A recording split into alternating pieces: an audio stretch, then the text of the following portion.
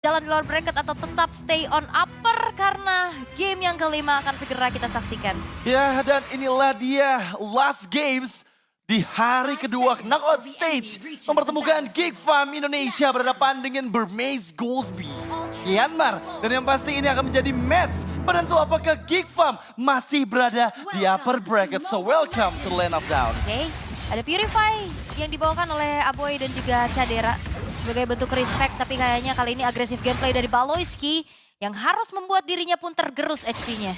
Ya, dan ini harus berhati-hati juga dengan, memang ada dua Purify yang dibawa oleh Geek ya, tapi jelas Marky ini bisa terkena implosion.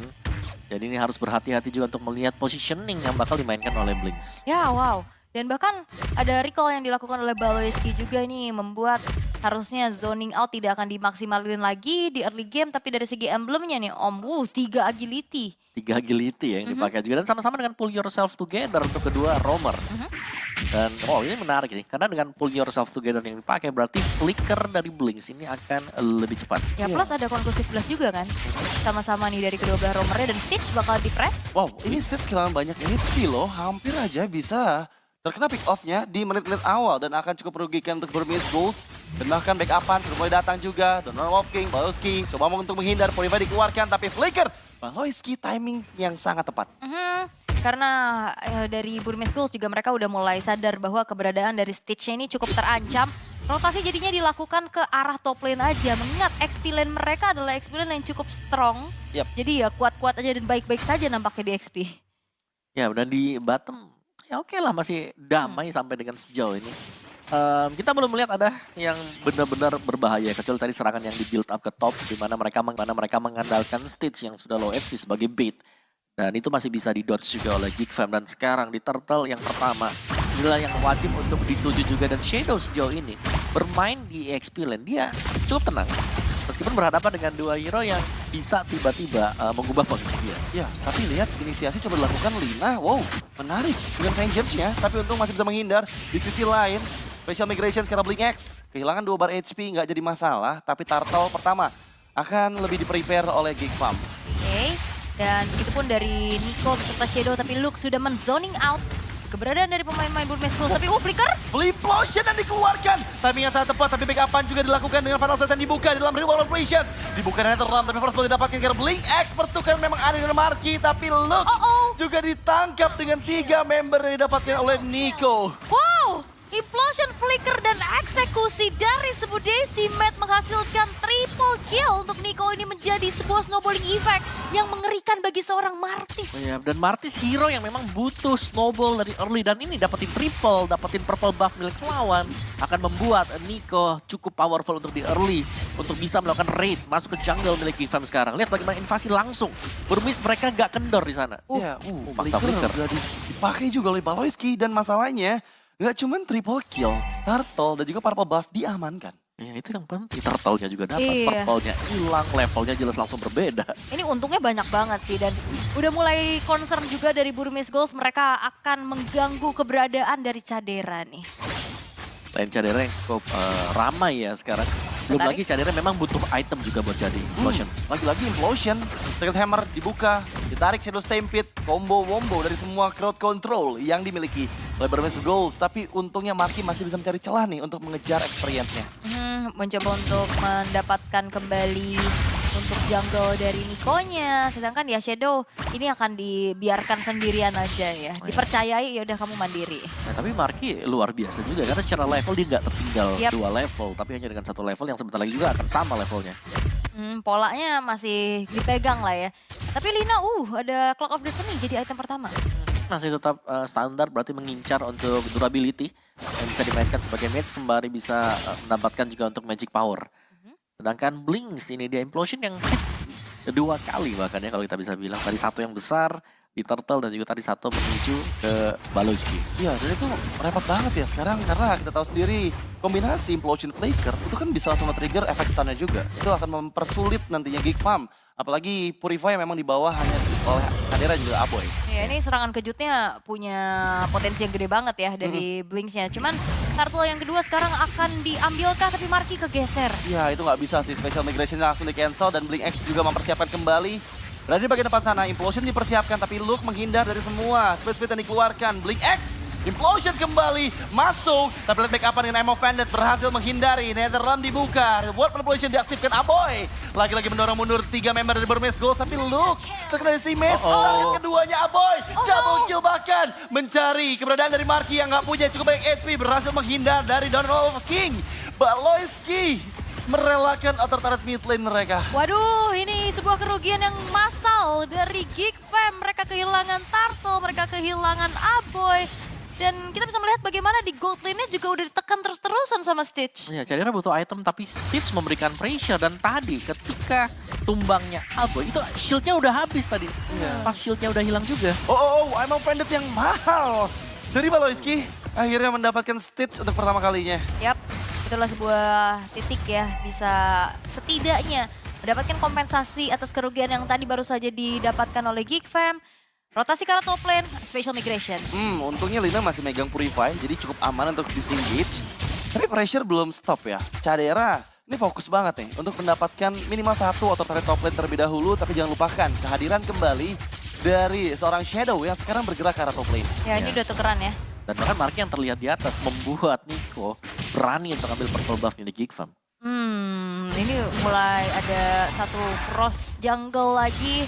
Gak mau rugi sih memang ya, sebuah konsepnya dapetin sedikit bayaran. Tapi ya dengan adanya pertukaran sisi, bagaimana Stitch-nya sekarang udah bergerak ke arah bawah. Iya, tapi emang Nico dengan 5 poin killnya dia udah terlalu snowball sih. Dia bakal susah untuk bisa di pick off, apalagi ketika portal masih ada. Dan sekarang Council Play, Blink X mempersiapkan inisiasi dari bagian belakang. Cadera terlihat, tapi untungnya masih ada backupan dari Void Blast yang dikeluarkan. Tapi Amel Bandit fokus ke Shadow. Masih sempat menggunakan Netherrealm dan Lina.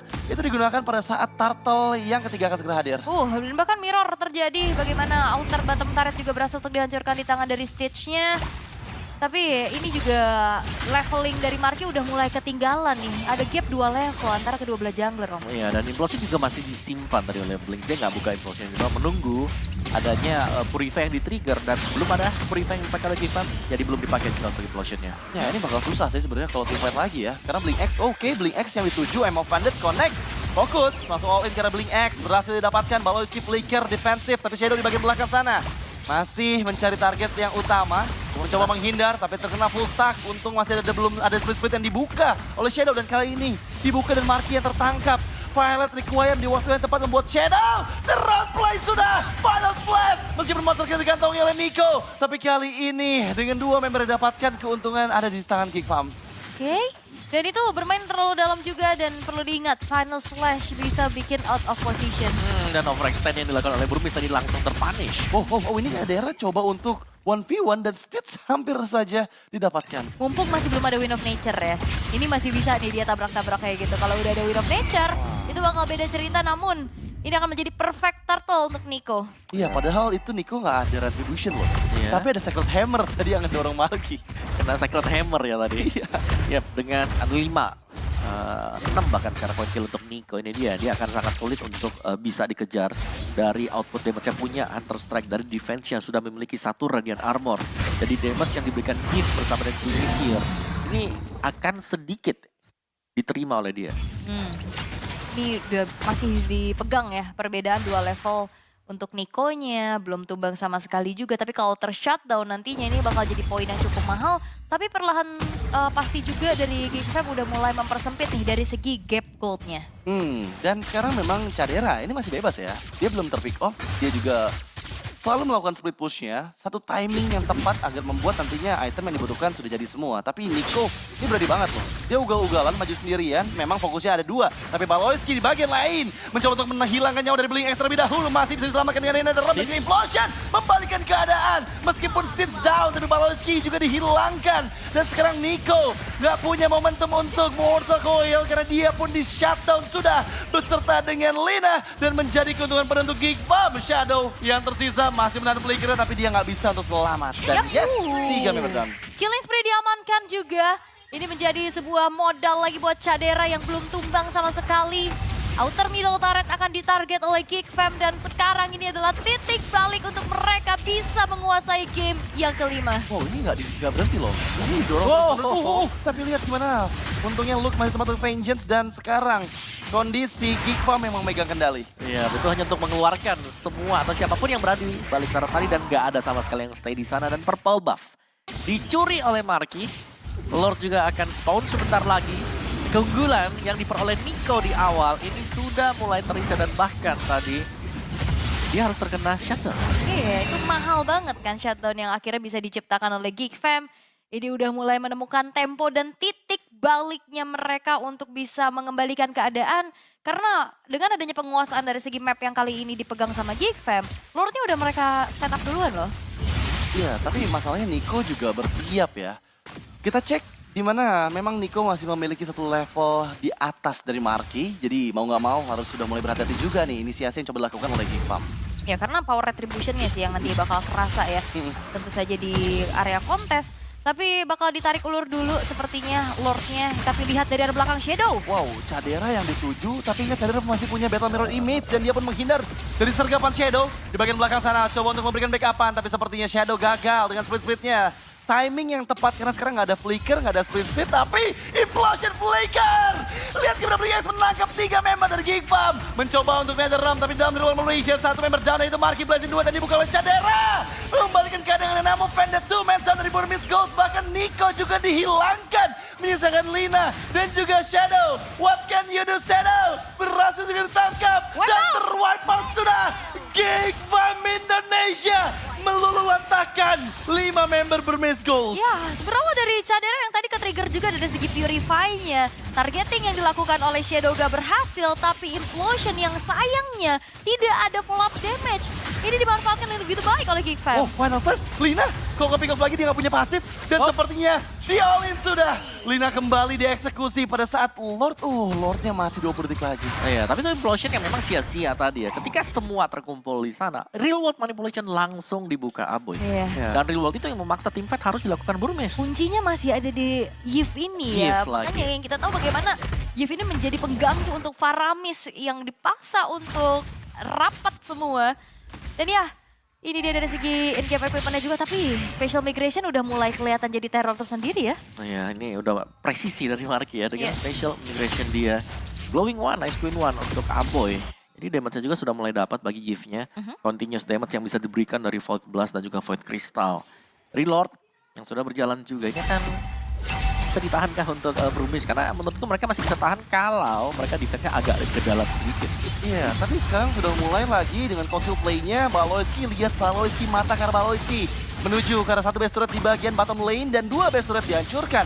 Ini ingat Lord yang pertama, tapi 2 base turret berhasil dihancurkan oleh Geek Farm. Ya ini zoning terus-terusan si Aboy, Luke, Baloyski berganti-gantian tapi Lordnya masuk ke arah base yang bakal dikawal oleh Geek Fam. Apakah Implosion kembali menjadi mimpi buruk tapi real world manipulation dan juga Final Flash mengembalikan keadaannya. Udah nggak ada lagi Nether Realm dan ada Cadera. Blazing duet yang masuk memporak-porandakan Burmese Ghost. Blink X down dan sekarang lihat Vengeance. Look!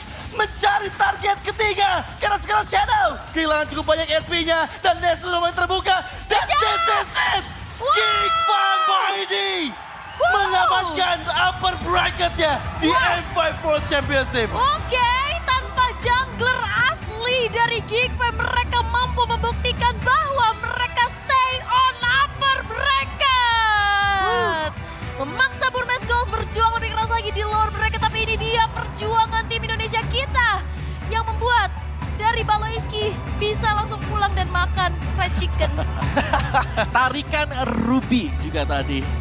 Faktor pembeda jelas Ruby yang dimainkan oleh Baloyski yang bisa untuk mengganggu dan bahkan memaksakan juga tim fight ada di dalam real world manipulation. Dan wah ini kita harus kredit sama Marky sih ya. Transisi dari segi role ini juga pasti hal yang cukup sulit. Tapi ya mereka, terutama Marky berhasil membuktikan bahwa transisi bukan jadi hambatan yang berarti.